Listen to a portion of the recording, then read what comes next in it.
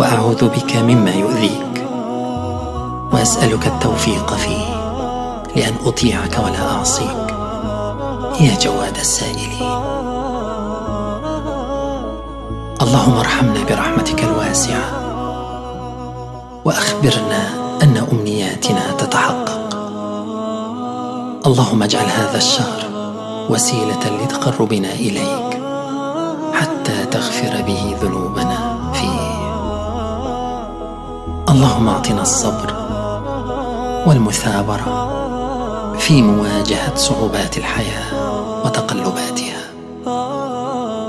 اللهم لا تجعله آخر العهد بنا، ولا تجعله آخر العهد من صيامنا إياه، فإن جعلته فاجعلني مرحوما ولا تجعلني محروما.